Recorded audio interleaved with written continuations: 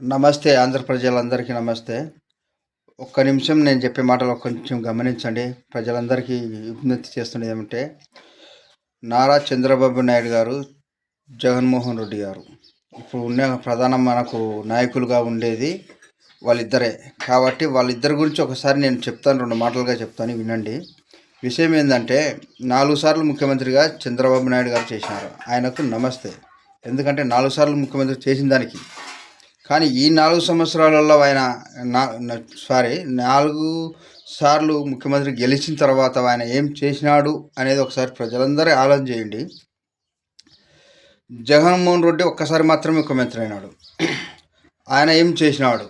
అందులో కోవిడ్ ఎన్ని సంవత్సరాలు పోయింది ఒకసారి గమనించాలా.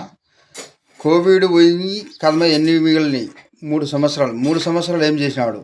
ఇంకా మిగిలి ఆయనకి వెళ్ళి ఉండింటే ఇంకా చేస్తోడా కాదా అని తెలుస్తుంది. కాబట్టి ప్రజలందరూ ఒకసారి గమనించండి. ఈ మాటలు ఏకీభవించడాన్ని కాదు, కానీ నిజాలు మాత్రమే మాట్లాడుకుందాం. నిజం మాట్లాడుకోవాలని నా ఆశ. ఇది ఏ పార్టీకి సంబంధించింది కాదు, ఒక పార్టీకి సంబంధించింది కాదు, ఒక విధానానికి సంబంధించింది కాదు. కాకపోతే కేవలం మనుషులుగా మనం మాట్లాడుకోవడానికి మాత్రమే ఈ మాటలు. ఒకసారి ఆలోచన చేసామని అడుగుతున్నా. జై జగన్.